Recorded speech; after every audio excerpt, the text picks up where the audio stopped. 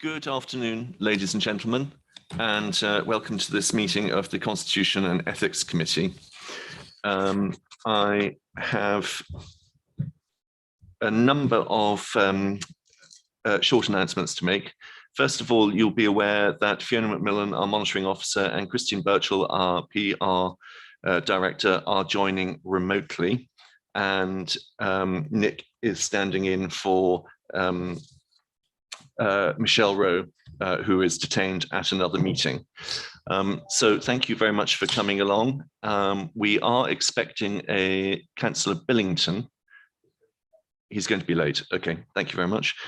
We are not expecting a fire drill. So if you hear the fire alarm going, if you could leave the chamber in an orderly fashion and make your way out following the emergency exit signs and congregate outside. And if you would be kind enough, please, to raise hands when you wish to speak, and to put your phones on silent. Thank you very much. So the first matter is the election of the Vice Chair. And from the Chair, I would like to nominate Councillor Dr. Bulat. Do I have a seconder? Councillor Sanderson, thank you very much. Do I have any other nominations? In which case, all those in favour of Councillor Bulat, please show. All those against? Any abstention? One. Okay, thank you. Alex, if you would like to come up and I think that's for you. Well done, lovely. Thank you very much. We have everybody here except for Councillor Janet French, who is being substituted by Councillor Billington, who has said he will be late. And welcome to Councillor Smith, who is substituting for Councillor Reynolds. Does any member have any declarations of interest? No, thank you very much. We move on to item 3. And that is the minutes of the meetings held on the 30th of June, the 18th of 2020, the 18th of May 2021, and the 27th of July 2021. And I will go through those in order. The first being the meeting of the 30th of June 2020. Are you happy for me to sign the minutes for that meeting? All in favour? Thank you very much.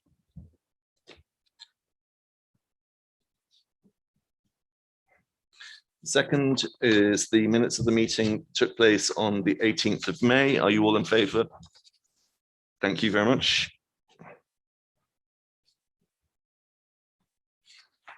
The third is the meeting that took place on the 27th of July. Are you in favour? This is for the Councillor Ambrose Smith. Thank you. Would you like to use your microphone? Okay, thanks very much. Regarding apologies, my apologies are not recorded there. I did email my apologies in on the 20th of the 7th, 21. Lovely. Okay, thank you. With that adjustment, are you happy for me to sign the minutes of the open part of the meeting? Yes? Thank you. There are also confidential minutes from the same meeting. Are you happy that those are correct and that I can sign them?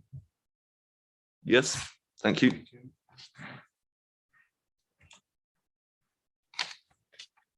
Okay, thank you very much. We now move on to item number 4, which is the review of the members' code of conduct. You will note that you are recommended to review the new LGA Association Model Code of Conduct compared to our own, agree to retain the Council's current members' code of conduct for the time being, and to keep it under review. Fiona. Thank you, Chairman, and apologies, members, for not being able to be there in person today. I'll just recap on some of the background to this for the benefit of members who are new to the committee. The Committee on Standards in Public Life undertook a review of local government standards back in 2018, and their report was published on the 30th of January 2019. Amongst the recommendations made by the committee were that the Local Government Association should create an updated model code of conduct produced in consultation with the representative bodies of all councillors and officers in all tiers of local government. So at the County Council, all political groups were offered input into the new Model Code of Conduct via the consultation process, and the Constitution and Ethics Committee sent a formal response in to the LGA, which is set out at 1.3 on the agenda. The final Model Code of Conduct was approved by the LGA on the 23rd of December 2020, and guidance to accompany the code, the new Model Code, offering advice on how it should be interpreted, was published in July this year. There is no legal requirement to adopt this new Model Code of Conduct, and it's for each authority to adopt whatever code of conduct it thinks fit. So the committee now has all the information to consider the new Model Code alongside the Council's current Members' Code of Conduct, and has to consider the three following options. You can either adopt the new code in its entirety, you can make amendments to our existing Code of Conduct in order to improve or enhance it, or you can decide to retain our existing Code of Conduct for the time being. It should be said that any changes to the Code of Conduct would need to be recommended to full council for approval. So if I just sort of recap on why the new Model Code is different from our existing code. The new code has comments and guidance built into every section, as well as separate guidance on how to interpret it. It makes clear in the introduction that it applies to social media communications in specific circumstances. It adds in harassment as well as bullying as one of the things not to do. It adds in a requirement to undertake the code of conduct training and to comply with any sanctions imposed following a finding of a breach of the code of conduct. It sets gifts and hospitality declarations at £50 or over, and our council's code of conduct is set at a higher level of £100. It has a section on other registrable interests, and which is in our code with a different name called non-statutory disclosable interests, very similar but just a different name.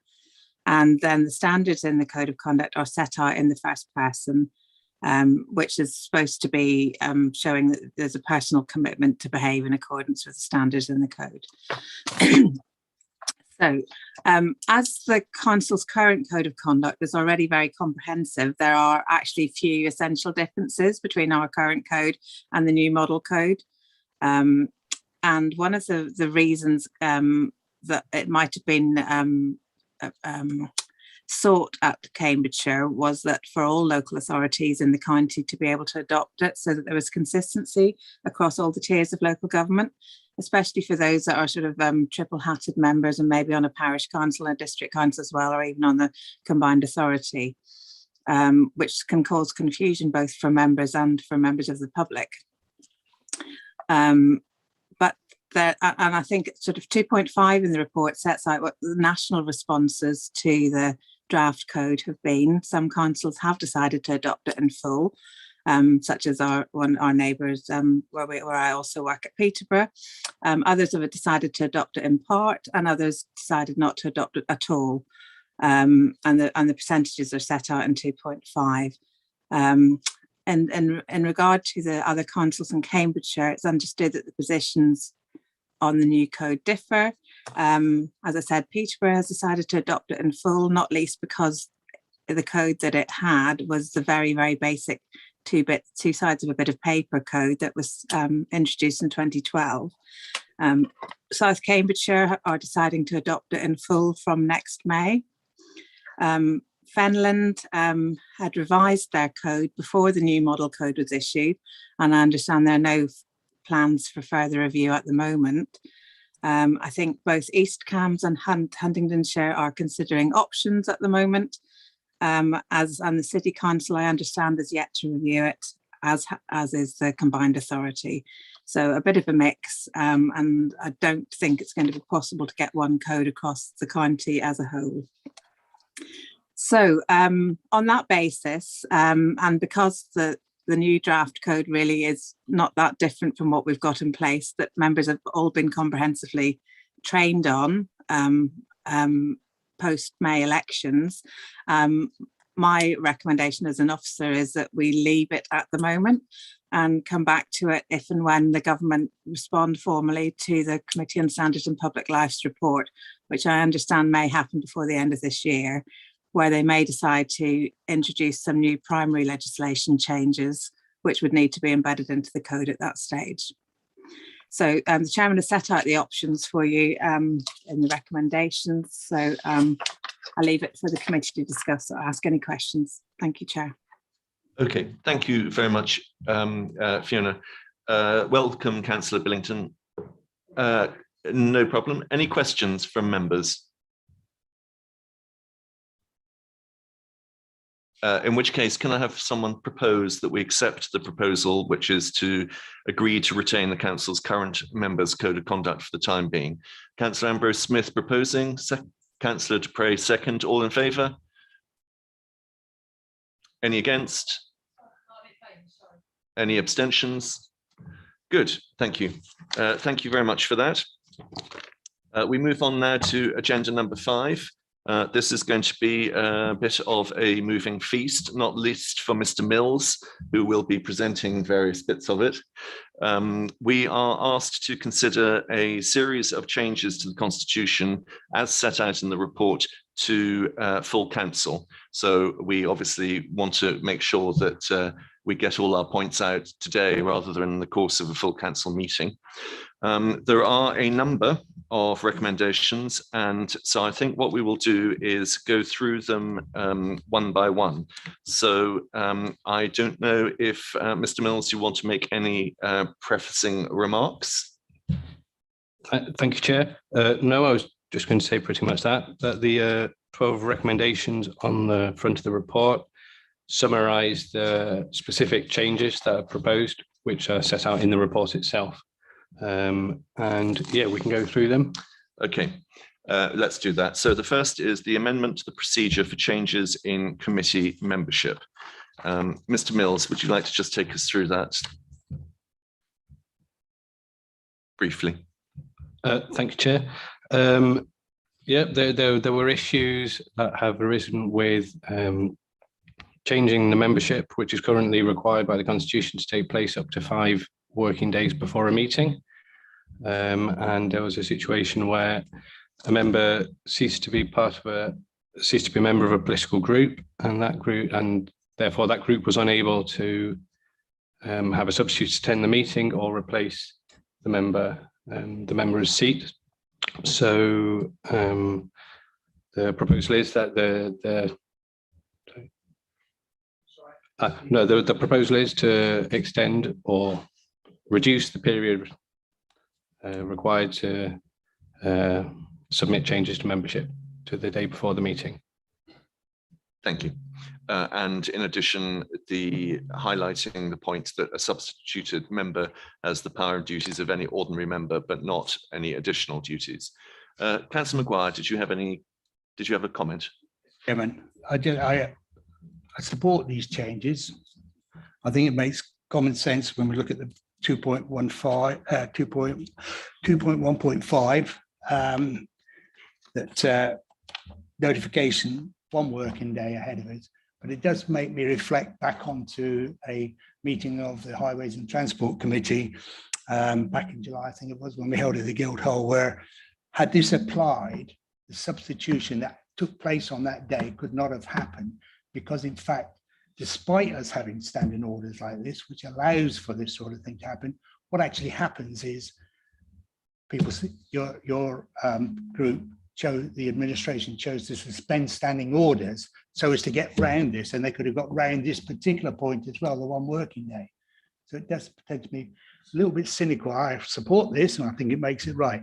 If every time something happens that doesn't seem to comply with the Constitution, we suspend standing orders. Just want to make that point, because that would not have been allowed to happen. On another point on there, under 4.3, I just wonder if it's sometimes a wee bit confusion when it talks about substitutes may attend meetings. I think it's more appropriate to say take part in that meeting, because of course a member can attend any meeting they like of the council. Yeah, that's just a clarity type thing, so there's no, just to avoid any confusion. I But think I'm that's not terribly why, worried about it. It's a bit semantics. I think that's why it says in that Yeah, capacity. probably, but it's just in case there's any misunderstanding, Chairman. I have had this question asked of me, well, I'm a substitute, can I still attend? Yeah, but you can't take part in it unless you know. Okay, Councillor Maguire, thank you for those comments. We shall look forward rather than backwards and hope that we don't have to undergo that process again. Any further comments from any other member? Are we happy to agree that change? All those in favour? Sorry, you know, I was a bit late. Can I just ask Theo, I got it right. Councillor Smith, if you pop on your microphone, please. We can hear you, but Sorry, I do apologise. I don't know if this is the right place to raise it, but basically the Communities Committee, we wanted to put in, or I thought the word partnership should be put in there. It's coming along shortly. Thank you. That's all right, don't worry. The issue that we're simply dealing with at the moment is the amendment to the procedure for changes in committee membership, and everybody seems fairly happy with what is proposed. So I shall take that as a yes and move on to the second element, which is the procedure for amendments to motions. Mr. Mills? Fiona, might you be happy Ms. to do this McMillan, one? do you have any introductory remarks to make? Yes, thank you. Just to check that the first two recommendations were covered off in what you've just discussed. So we're on to number 3 now. Yes. Yes, sorry, you're Okay. quite right. So amendments to motions.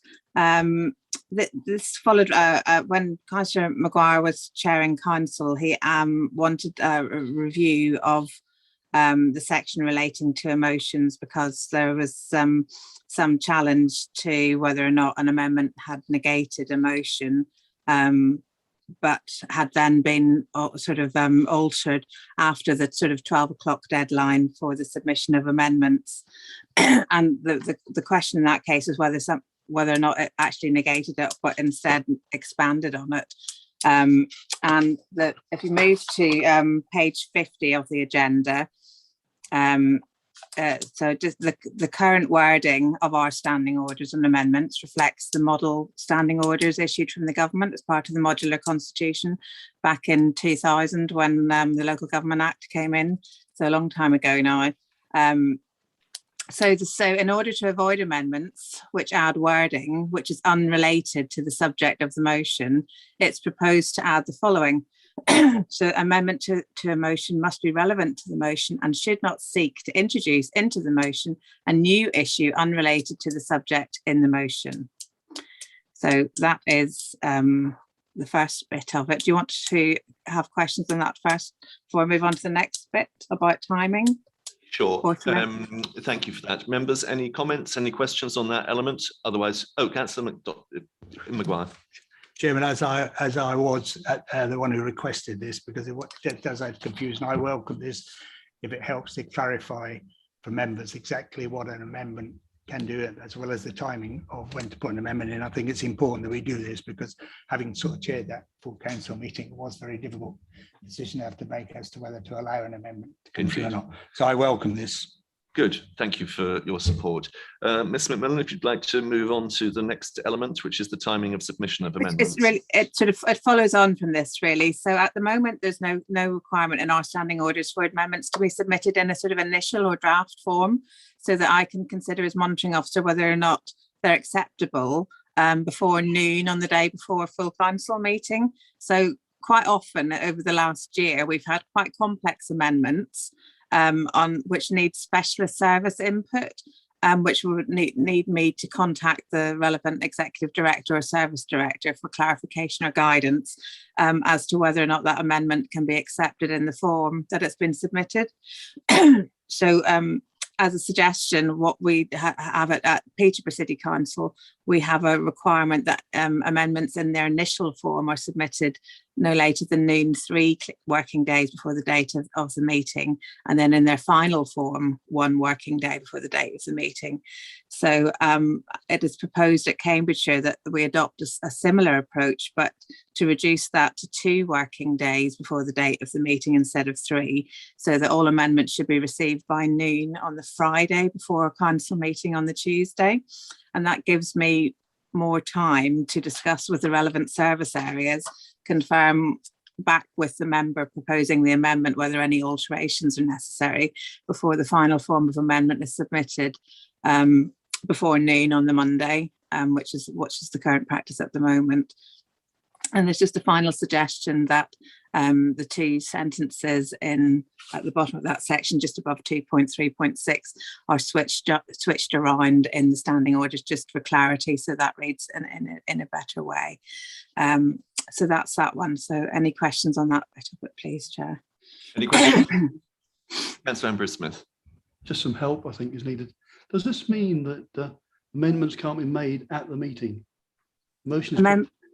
Amendments can't currently be made at the meeting unless sort of in exceptional circumstances at the chairman's discretion. Yeah, I've read that, but also after debate and so forth. So amendments can't be made. I think. Just help me. That's all I'm asking. Yeah. So, Ms. McMillan, do you want to just clarify that? At what stage are amendments allowed? In the meeting itself, it would only be amendments if there was like an error on the paper during the wording or something that was critical that was easily amended, that was maybe just one word added into it for clarity or something. That would be the sort of thing that the chairman of council could potentially agree in a debate, but anything of any substance can't be added at the meeting itself. Councillor Maguire. Yeah, I just wanted to say I appreciate that is what we have in our constitution. It's largely at the chairman of the council's or the chairman's discretion as to whether or not an amendment can be taken.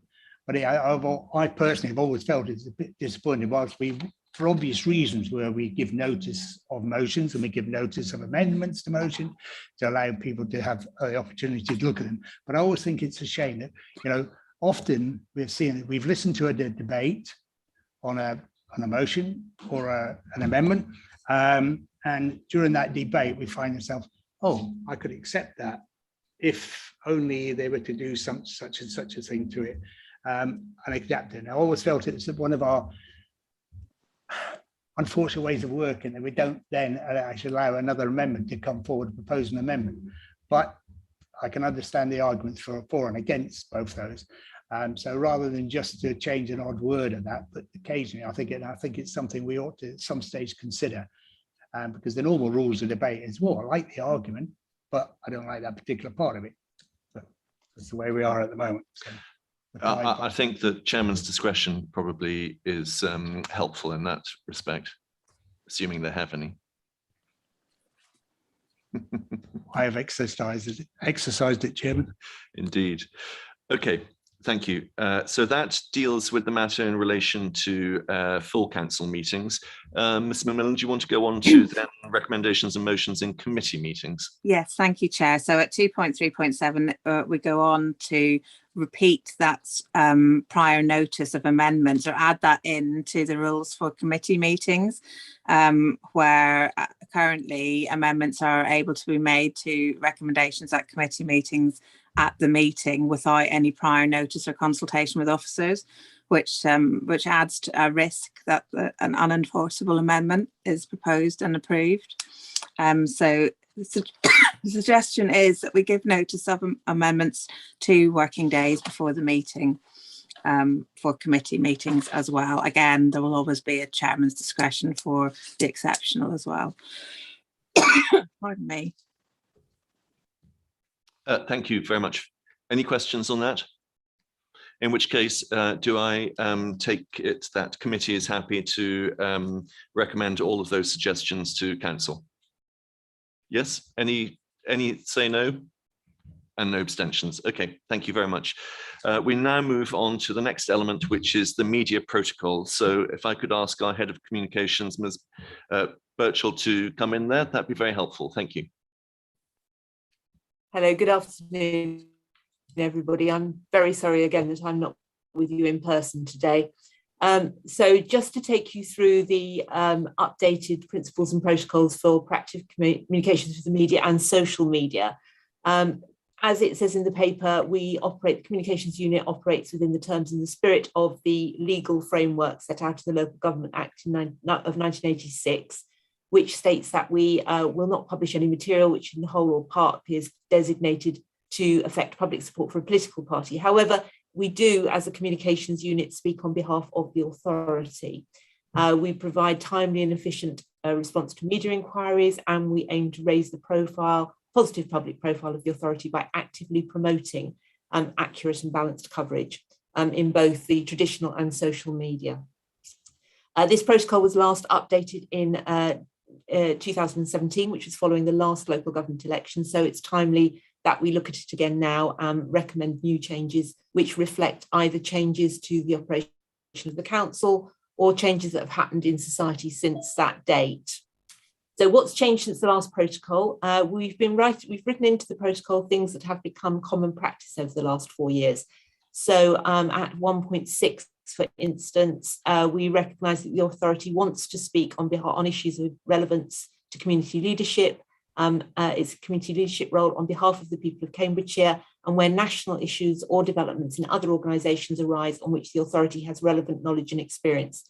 This is something that we have been doing over the last few years, but wasn't actually written into the protocol before, and witnessed things that we've been saying on the COVID pandemic, particularly issues to do with fairer funding, which have happened all the way through the last few years. So it's just reflecting what has more or less become common practice in the authority. Other things that have changed are things which have significantly developed over the past 4 years. For instance, the rise of social media, which whilst there was a lot of social media in 2017, there are things which have appeared which did not exist in those days. So if you look at 4.5.1, where we confirm that we will use the most appropriate methods to promote things like our press releases, and we will use the council's social media channels, Facebook, Twitter, Instagram and TikTok. We didn't have Instagram or TikTok in 2017, so we've written that into the protocol. And we will use this in a very targeted way. So we think about the audiences that we are communicating to when we do that. Further at 5.8.3, we talk about the impact of social media on the needs agenda and the need for very speedy responses often. So again, that is written into the protocol. We've also changed things that have been developed and informed by the work that we've been doing over the past 18 months during the COVID pandemic. So for instance, there is a new section at 5.5 on campaigns, where we confirm that we will formalise our annual plan of proactive campaigns, working with our chairs and vice chairs of committees. And this will be focused on helping to improve people's lives, and the fact that it will be very much informed by behavioural science techniques that we've used to good effect during the past 18 months. And again, I don't think that that was something that was much used back in 2017. We've also made operational updates reflecting the changes to the political landscape within the County Council. Whilst the unit is not political, we do promote the work of the authority and therefore of the work of the Council's administration. So there is a change at 5.6.1, which talks about the ratio of quotes between the leader and the deputy leader of the council talking on council policy, and how much ratio we are aiming to achieve there over the course of the year. And at 5.6.7, where we talk about the order in which political spokes are included at the bottom of press releases to reflect the makeup of the joint administration. We've also corrected omissions from the last time. So at 6.11, there is a new section on fostering and adoption. We have made great strides in our fostering and adoption campaigns, and there is a real need for human stories. So we've used much more the human stories of foster children, of foster carers, of adopted people, but we didn't have anything in there which specifically protected those people, and we've written a specific section in there to reflect that. So I think those are the major changes I wanted to draw your attention to. I'm very happy to take any questions. Members, questions first, if any. I recognise quite a lot of changes in the protocol. Councillor Ambrose-Smith. Bear with me while I get back to it. Page 60, 3.11. It is regarding press releases or releases going out, and it's given chance for the committee chairs and spokes and local members will be sent the releases. The point it says here, the concern I have is the members, local members, will be sent the releases. it doesn't give them a chance to consider that or actually respond to the release before the release is actually released. It says you can do a follow-up later on, but it doesn't give the member a chance to follow up prior to release. Have I read it correctly? I don't mind being told I'm wrong. Yeah,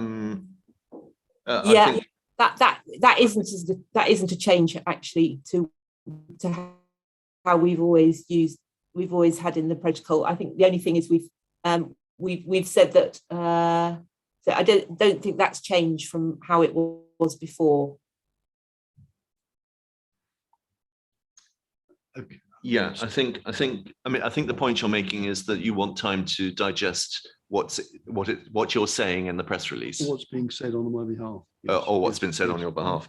And I think that the next line does do that. It gives you 12 to 24 hours notice of the issue of a release. And then you do see it before it is released. So you can say, Christine, stop. I said the opposite, or whatever it happens to be. Will that be accepted? Would it be accepted?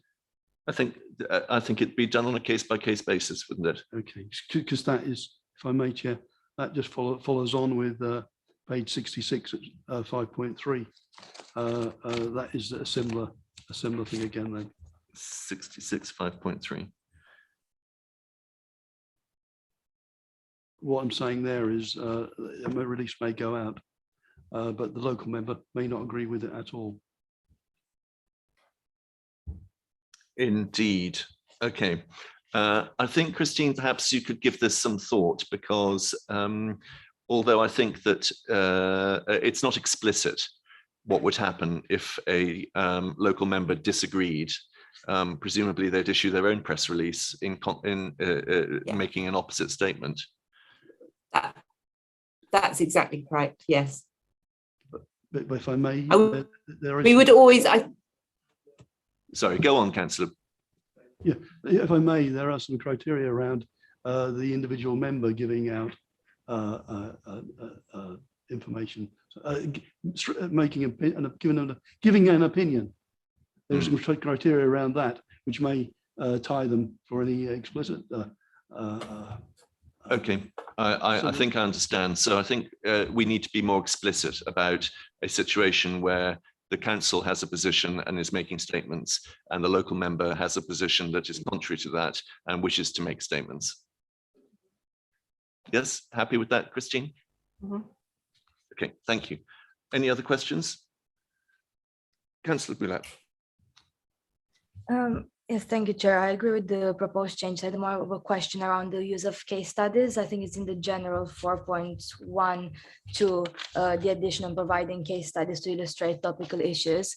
I think it's a great idea, but I was wondering what is the procedure in terms of dealing with case studies, because we as members get to see the quotes and so on before we actually get in the news. And I've been asked to provide some case studies of EU citizens living in Cambridge, for example. So I wonder if when we provide case studies of different people to illustrate topical issues, whether they also get similar privileges to actually see what is said beforehand, and how do we deal in terms of safeguarding, especially because there's a safeguarding clause for children in care under 18, but in general with case studies, regardless of age or background, how do we deal with that in terms of before pre-press release kind of procedures? Thank you. Thank you. Christine? I can write it in explicitly, but nothing would ever go out in that case until the person themselves who'd been quoted had seen and signed off any of the information that we were proposing to put out. Okay, lovely. Thank you. Any other questions or comments? In which case, are we happy to recommend the amended protocol to council? All in favour? Anybody against? Any abstentions? Okay, thank you very much. We now move on to the next item, which is the obligatory adjournment of meetings. Who'd like to take this? Mr. Mills. Thank you, Chair. No, it's basically recommended that a requirement be added to the Constitution that council meetings and committee meetings have a brief adjournment of 10 minutes every 2 hours at the discretion of the chair to choose when that occurs. Thank you. Councillor Maguire. Chairman, I'm not going to vote against this, but it does seem to be a bit of a strange one to put in, given that we've always had the ability, desire, if anybody feels they need to take what was generally referred to as a comfort break, or go to leave a meeting and go and have that. Otherwise, it's always been in the past the chairman's discretion if he thinks that if he or she thinks the meeting's been going on too long, to say, I think we ought to take the chance to go a 10-minute, 15-minute break, maybe to get refreshments or whatever. But you know, it's in there, and I'm not going to vote against it. But I think I don't see that it was necessary in the first place. But no doubt somebody's proposed it for some good reason in their mind. Councillor Dupre. Thank you. I think the good reason was the last full council meeting at which there was a request to adjourn the meeting, which was refused. And my view is that I think that is grossly unfair to officers of this council who have no choice but to sit and attend meetings for as long as they are in session and cannot, as members do if necessary, simply slip out of a meeting. It was entirely wrong, and I think that we should ensure that officers are not put in that position again, and I would therefore totally welcome this.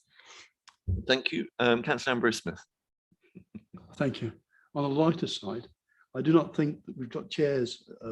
Our chairs aren't 2-hour chairs. So I welcome this, but I also ask us to consider for a later meeting, perhaps, that our meetings are too long and can be too long. So we should probably be looking at a restriction on the number of hours we actually sit around on these 2-hour chairs. Thank on a you. light note. Yeah. Thank you, Councillor Ambrose-Smith. We'll leave that hanging there, shall we? Councillor Maguire. Chairman, if I could come back, I understand the point that Councillor Dupre is making, but I don't personally recall the last council meeting that actually happened. Maybe I was not paying attention. Perhaps you slipped out. Sorry, perhaps you'd I slipped out. probably did out. But I do like to think that you yourself have chaired the full council, as I have, and you know yourself that generally I think we are very conscious of the need to take breaks for members. And I don't know that I've ever heard the council refuse, because usually it's the chairman's decision. We are going to take a break after this item, we're going to take a break or whatever. But it's a shame if that. But I can't help wonder if it's a sledgehammer to crack the nut. But as I say, I'm not going to oppose it, if that's what people want. It just means they'll have to watch me and think, no, I've got another 10 minutes to go. I daren't go yet. I've got to wait another till the 2 hours is up. Yes, some people's 2 hours are much, much longer than other people's 2 hours, I think, when you get to a certain age, Councillor Maguire. Are we happy to make this recommendation? Okay, lovely. Thank you very much. The next item is the appointment of statutory officers. Mr. Mills, or is it? I'll take this one if you don't mind, Chairman. This is really just replicating information that's in one part of the Constitution in another where it isn't and where it needs to be. So 2.6.1 of the report states that the Constitution in one part requires the appointment and dismissal of our statutory chief officers, the head of paid service and monitoring officer and the chief finance officer, that has to be done by full council, and that needs to be replicated in the officer employment procedure rules at part 4.6 of the Constitution. Thank you. Any questions? Happy with this recommendation? Okay, lovely, thank you very much.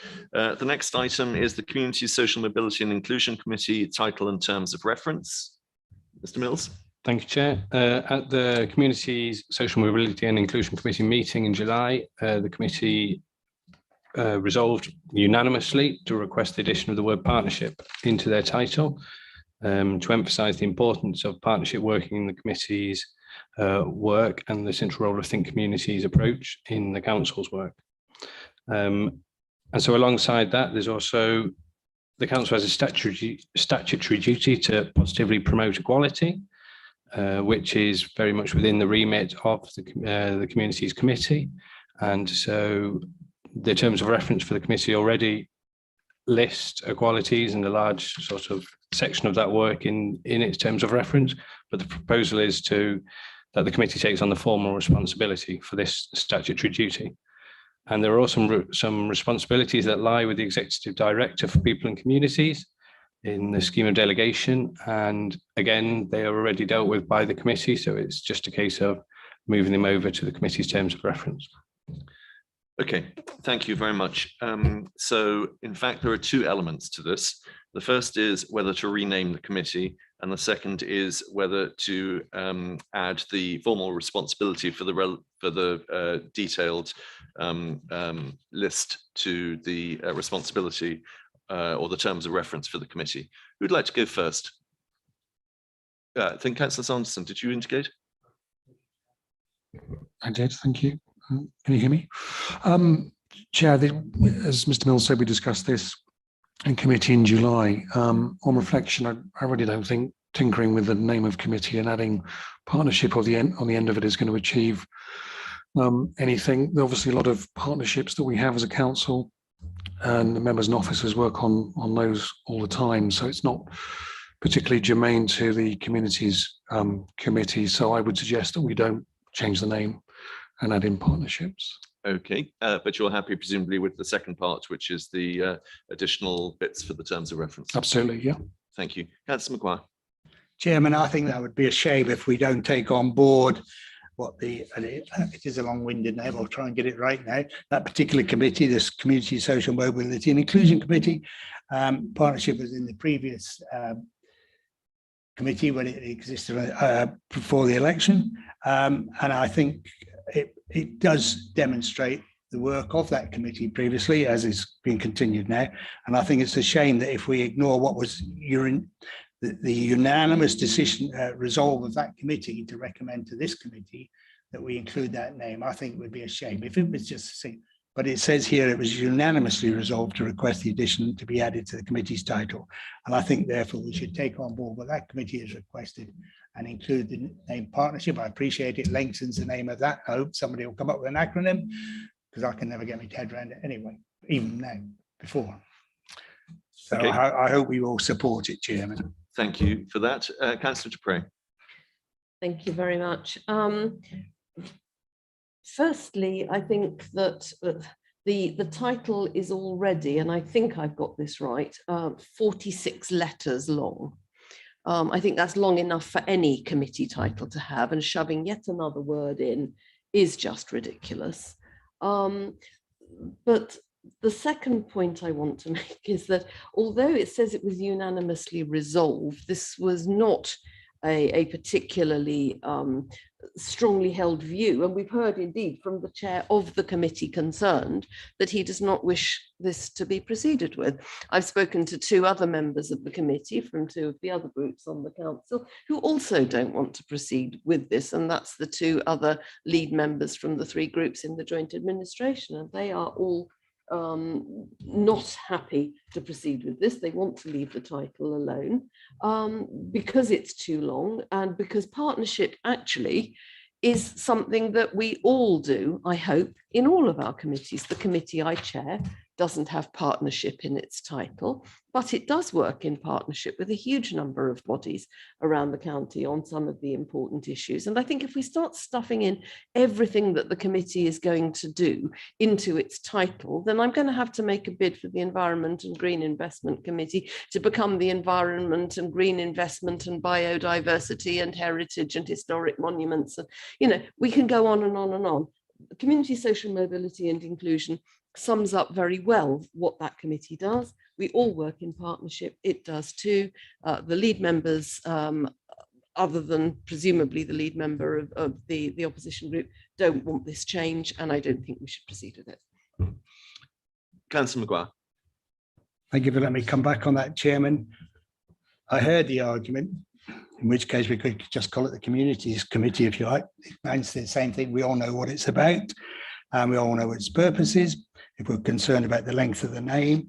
However, I'm just slightly bewildered, amused that, as we've been told here, it was unanimously resolved. We've now heard that the chairman of that committee and others didn't actually want it to go through. It just makes me wonder if what was going on that particular day, that they argued against something, and yet when it came to the decision, they supported it. It just makes me wonder whether that committee realised what the heck it was doing.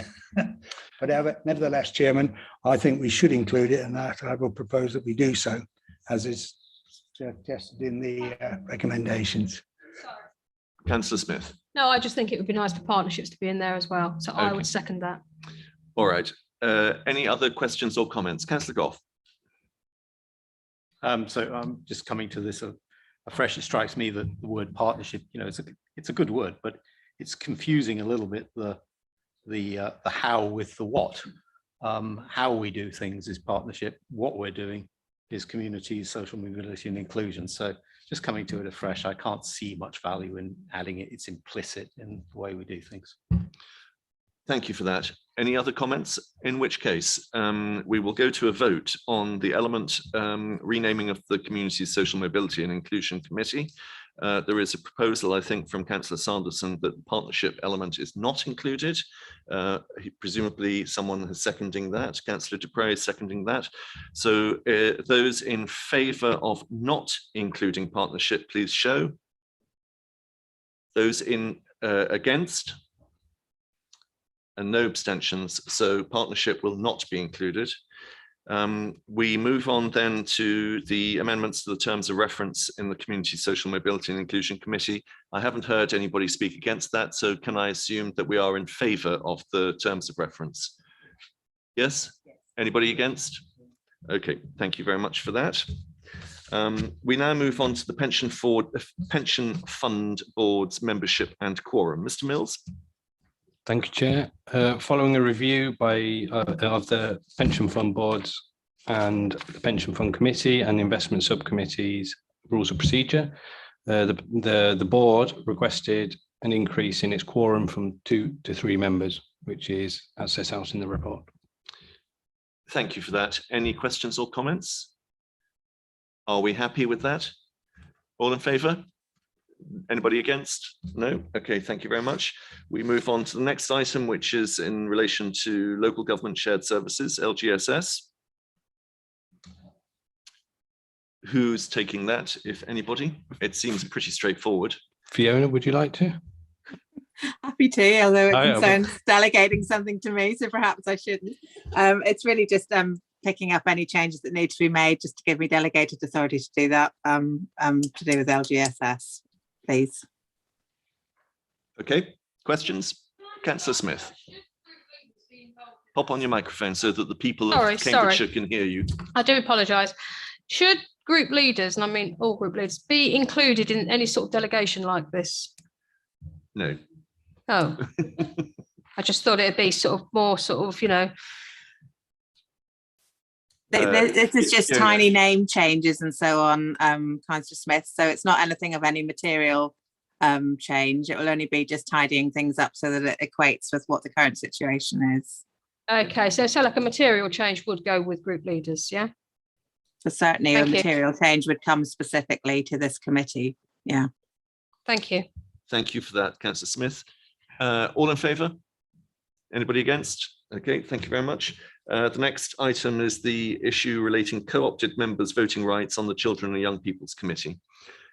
Mr. Mills. Thank you, Chair. A co-opted member of the Children and Young People Committee requested clarification of the voting rights for co-opted members on the committee. And so it's proposed to amend the Constitution to more accurately reflect the guidance that's produced by the Department for Education.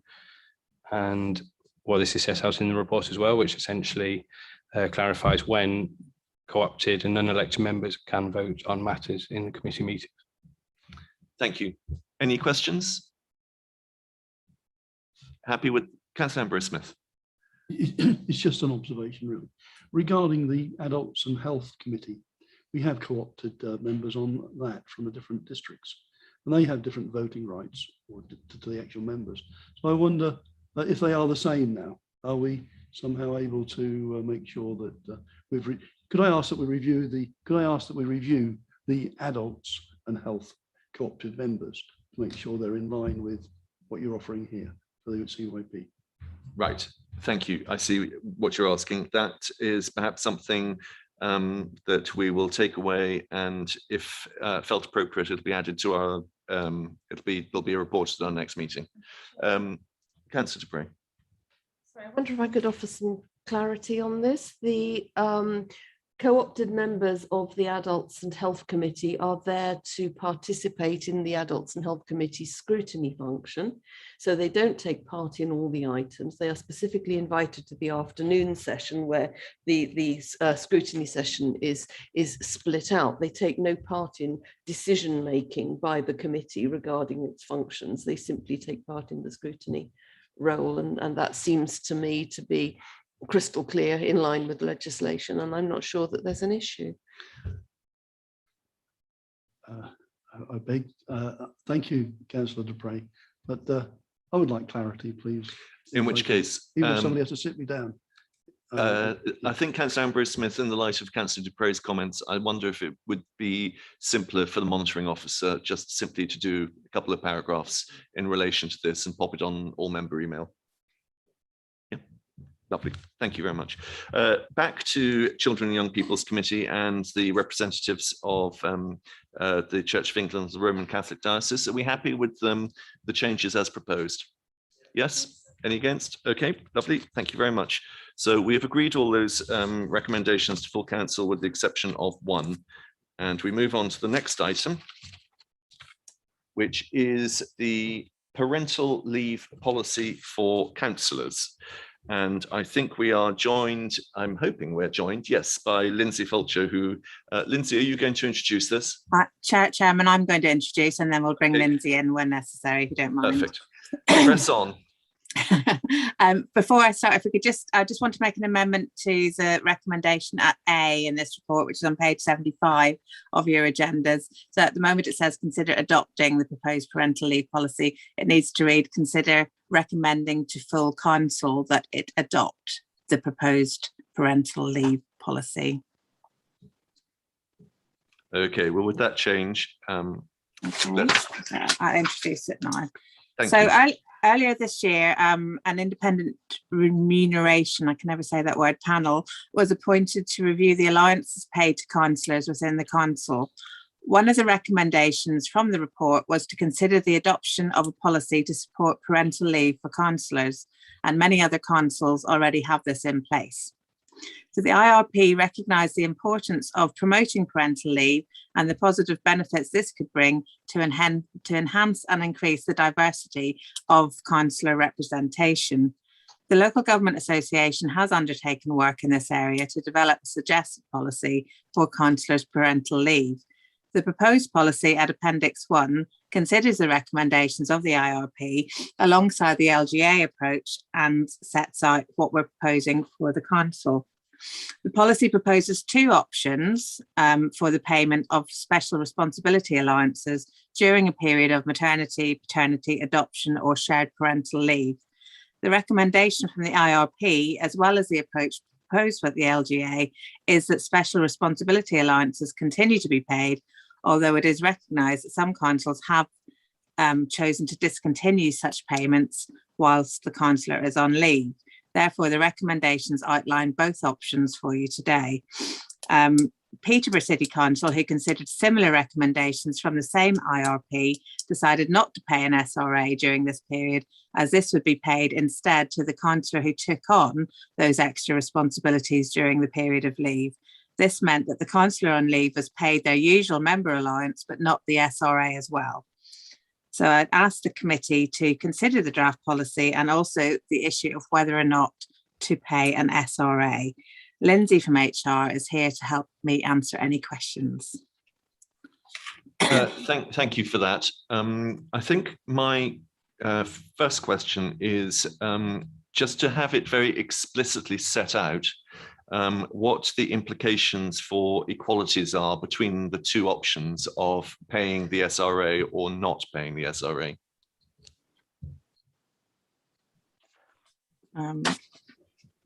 And so the SRA is obviously just given to members who take on a special responsibility, such as chairing a committee. In terms of equalities, if the basic member allowance will still be paid, and it's a question of, so obviously the member who's off on leave would not get that SRA during the period of their leave. So there would be a decrease in their what they take home in terms of an allowance during that period. But I don't think there's any specific I don't know, Lindsay, is there any specific equalities implication in relation to not paying the SRA? No, I mean, we would obviously need to treat them consistently across all payments. There are some obvious equality scenarios there in terms of potential gender of people that are likely to be off.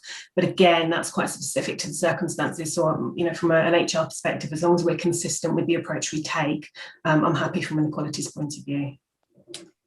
Okay, thank you. Right, questions. Councillor Dupre and then Councillor Maguire. Sorry, Chair, I've got some observations, I think, to make. Are you happy to wait to take this now? Or do you want to wait No, until no, you do let's crack on. Yep. I think I have some real concerns about this because it does seem to me to be not treating people the same for a number of reasons. The first thing is, if we were talking about somebody who was not attending council meetings or carrying out their functions for an extended period during ill health, we wouldn't automatically be depriving them of their special responsibility allowance during that prolonged period of ill health. But we're talking about doing that during, or one of the options is to do that during the parental leave period. And that seems to me to be fundamentally wrong. I think there's also an issue about, there's two things going on here. If somebody is on parental leave, there's the question of whether they should continue to hold on to their special responsibility, the role they carry out, or whether they should be required to relinquish it when going on parental leave. And then there's the question of whether or not they get paid the allowance that goes with that responsibility. And those, it seems to me, are two separate issues and worth thinking about separately. For example, if you were going on parental leave from your place of work, you would not expect to be automatically demoted during your parental leave period, and requiring someone to give up their special responsibility is effectively a demotion. Now, it may be, and I would probably fairly strongly argue, that if someone had a special responsibility and that it was a job that it was important to do and was on parental leave, they should probably, out of their own volition, decide that they would give that up because they couldn't fulfill it to the extent that it was required. But that's kind of a decision for them, and a decision for them in discussion with their group. I don't think it should be something that should be automatically required by this council for the reason I've just said, that it automatically demotes someone while they are on parental leave. And following the logic of that through, if they choose not to relinquish that special responsibility, I think they would need to continue to be paid. Otherwise, I think there are equalities in it. For this one, I'm not sure we can get around that. And I think it's potentially a test case waiting to happen. That might mean that this council would then have to pay a second special responsibility allowance to someone actually taking up that role if the role needed to be taken up, you know, during that absence. But considering how often this is likely to happen, and looking at the average ages around the room is a bit of a clue, you know, then I'm not sure that that's not going to be breaking the bank. And I think it pays proper and due respect to members during the time that they need to be on parental leave. So I would not be in favour of anything that automatically strips someone of their role and their allowance during this time. I think it should be left at their discretion. And personally, if it were me, I would take that option and hand back that responsibility during that period if I felt I couldn't do it. But I don't think we should be in the business of removing that responsibility or removing the allowance. I think we need to leave it up to people to, I suppose, in a way, do the right thing around this. So I would want to see the SRA continue to be paid if the member who was on parental leave felt that they were wishing to continue it and were in a position to do so, is my view. Thank you, Councillor Dupre. Of course, a chair also has a vice chair who also gets an SRA, so you could argue that too. Councillor Maguire. Chairman, I was doing all right in my mind until I heard Councillor Dupre, and I'm not sure I totally followed her arguments. But what I have understood from her would be fine if you were talking about an employee of the council. Councillors are not employees of the council, and I don't understand the whole argument. Also, and I think I have to say, I'm not sure who put the paper together, but the inference being that the local government association has undertaken work, and then it talks about the approach suggested by the LGA. I think that's a bit misleading. And in this sense, I'm going to appeal rather than to the committee in general and on my members on this side. I've got a free vote on this. They can do what they like if they want to accept the one of the recommendations, which is to continue with the SRA. But I'm going to appeal to, in this case, to the independent member. That motion, that thing from the LGA is actually a Labour group research and proposal. It was not the LGA generally. It's never been endorsed by the LGA. It was a model prepared, not unreasonably, and I fully understand why the Labour group would do it, because it's in line with their approach anyway, and their to local government, and their endeavours to try to encourage younger people or whoever, different groups to become members, and they're trying to ease the opportunities. And maybe it shouldn't be right for an old elderly white conservative to be trying to oppose that. I'm not against the principles that the Labour group are trying to do, but to give the impression that it's the LGA that's endorsing this is fundamentally wrong. I think that should have been included in the papers. However, that apart, I would ask, for instance, that anybody who's not necessarily of that same mind as the Labour group on the LGA, is this really what you actually would expect councillors to be doing? Talking about parental leave, talking about retaining special responsibility allowance? It's certainly not something I would want to support. And as I say, apologies to Councillor Dupre, I didn't totally follow her arguments, but it seemed to be the sort of argument I would have expected of her if we were talking about an employee as to whether or not the demotion part of it. No, I wouldn't expect an employee who was on parental leave or whatever to be demoted during that period because they weren't there. That's just one of the factors that's almost embedded in their HR principles of that as an employee. But we are not employees of the council. We are the council, and I would be very disappointed to think that it's at least one member of this committee who is a member of the administration whose principles are basically conservative. That's what has been elected on for a number of years. His principles are those of the Conservative. Shall we stick to the matter in hand? I'm trying to stick to the history of various members. I just find it absolutely amazing that we could be misled into believing that this was a policy being promoted by the LGA as opposed to the Labour group on the LGA. Thank you. Councillor Gough.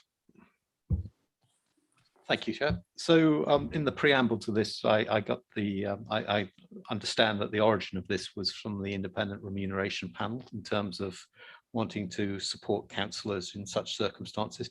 Quite simply to me, it seems option one lends that support and option two doesn't. It's as quite simple as that. Thank you. Councillor Dr. Boulat. Thank you, Chair. Yeah, I think for me it's an argument about principle, about what kind of principles we support. And in the principles section of this document, it does say it's to improve provision for new parents, to contribute to increase diversity of experience, age and background. And if we look across not only this council, but local government as a whole in the UK, the absence of parental leave or such provisions in different councils do put yet another barrier for younger people, for people who want to start a family perhaps in the future. So I think for me, it's a principal argument is what kind of message do we send for people who already have barriers to enter local government by taking away even more opportunities in that sense. So that's just my contribution. Thank you. Thank you for that. Councillor Maguire, notwithstanding your previous comments, the parental leave policy that is set out in our agenda, are you supportive of it or are you objecting to it?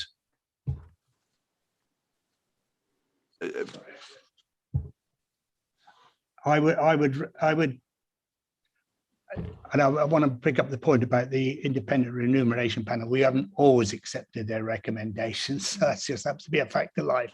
This is obviously one where some people think it'd be nice to accept it. I would want to support that, consider adopting the proposed, or that's been amended for whatever it's been amended to. But for me, little 2, as you rightly pointed out, vice chairman exists. I don't believe that if anybody is unable, for whatever reason, good reason, not able to support this council during their period of absence, that it's within, and the constitution allows and the council allows members to be replaced, the group can be, and they can be reinstated when they come back. So I think this council needs that responsibility to continue during their absence. And notwithstanding, as you've already pointed out, we have vice chairman who can step up into the role if necessary. But it's not a case of should there special responsibility allowances, but should they be receiving periods of maternity, paternity, adoption, or shared parental leave? I don't think that's necessarily what this council should be doing. Okay, Councillor Maguire, I'm going to press you on this. Okay. There are going to be shortly 2 votes. The first is going to be whether or not to recommend the proposed parental leave policy for councillors, full stop. So that's the principle of the matter, and there is a policy in front of us. The second vote will be between whether or not those councillors who are taking parental leave be paid or continue to be paid their SRA or not. So the question that I was asking was, it relates to the first vote, which is the parental leave policy itself. Chairman, I'm sorry if I haven't made that clear, and apologies to you. I am opposed to little a. I do not believe we need a parental leave policy for council. But in the event, I will not be surprised if that is passed by this council, by this committee today, I would still then oppose, I would want to support B little 2. Right, so I'm trying to be pragmatic in terms of, I know how, I think I sense how the vote will go. Thank you, Councillor Maguire, for that clarification. Anybody, any other comments or questions? Officers, anybody? Any? Yes, Yes. Just to clarify the point that Councillor Maguire raised about it being a Labour group policy on the LGA. Yes, it did originate from the Labour group on the LGA. However, if you go into the LGA website and search for parental leave, it comes up with parental leave policy for council. So they are promoting that in the absence of anything else. This is what they're putting forward. So that so it doesn't make any reference to the Labour group. There's 2 separate links to it. One's to a Labour group where it originated, and one's to the LGA, which says parental leave policy for councils. And it has been adopted by a number of Conservative councils in the country as well as Labour councils. So just to clarify that. You don't have to come back, Councillor Maguire. I know, but I do want to submit, whilst I don't necessarily disagree with what Fiona is saying, I would challenge her one thing. She says it's been adopted by Conservative councillors. I think it's worth recalling that if you look at the makeup chairman of councils across this country, you'll see that predominantly the councils, and there's well over 1,000 of them in England, which are Conservative councils. 3 out of that 1,000, well, there's 1,000 councils. 3 out of that 1,000 have adopted that policy. That's not exactly a significant or a matter we should really take into account. A number of Labour groups, not surprising, a number of Labour councils have adopted, and I fully understand their arguments as has been put forward by the Vice Chairman. But I think it's misleading to talk about Conservative councils who have adopted this. Thank you. Thank you, Councillor Maguire. But I think the point that the monitoring officer made was that some had. And I just said a number. I wasn't trying to suggest that the vast majority or even lots of them had. I simply looked at it whenever we were looking at it in Peterborough, because obviously I think they've adopted it as a Conservative held council. So it's probably 4 now with Peterborough. Thank you, Fiona. Right, with nobody else indicating they wish to speak, I'm going to move to the first vote, which is to consider adopting the proposed parental leave policy for councillors. Do I have a proposer? Councillor Dupre, seconder? Councillor Gough. All those in favour, please show.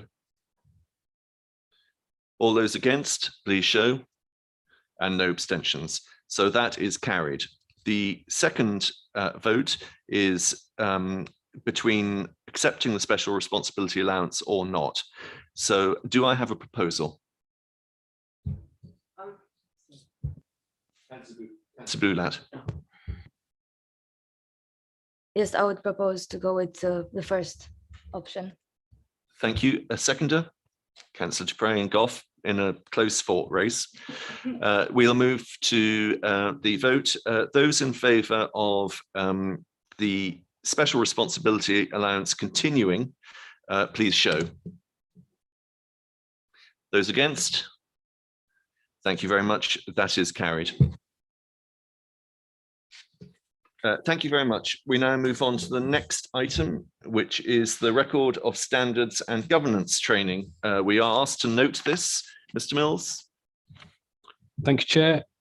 Following the local elections in May 2021, the council arranged a code of conduct training for all members, which was recorded and made available to members after it was held.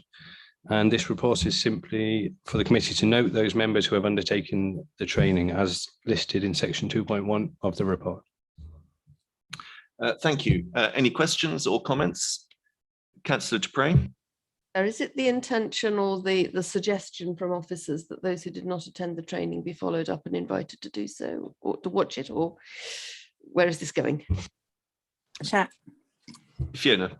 Just Chair, I mean, it'll be obvious to group leaders if there's any members of their group that are not on that list. So really officers have followed it up. It really would be helpful for group leaders to follow it up with our members as well, so that we can get a clean slate of all members having done the training. Thank you.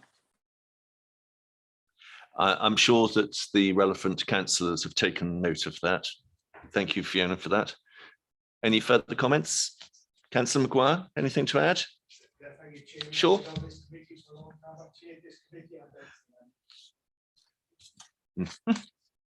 Right, we move on to the next item, which is the review of complaints received under the Members' Code of Conduct to the 21st of September 2021. We're asked to note this. Fiona. Thank you, Chairman. I'm just presenting the usual update report on the progress of conduct complaints anonymised as per the committee's policy. You will note that 2 complaints were discontinued as the councillors ceased to be councillors at the May elections. I subsequently sought legal advice in the context of another matter as to whether it was legally possible to continue with the usual Localism Act conduct procedures if a councillor was no longer a member. The advice I received was that the council cannot investigate and make a determination under section 28 of the Localism Act in relation to a failure to comply with the code of conduct where a person has ceased to be a member of the authority.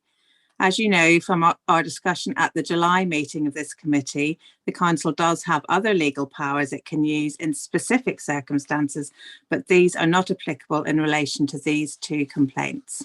Thank you. Thank you for that. Any questions or comments? So we are asked to note, happy to note. Thank you very much. Our last item for this afternoon's business is our agenda plan. And Mr. Mills, Fiona, do you wish to comment on the agenda plan in any respect?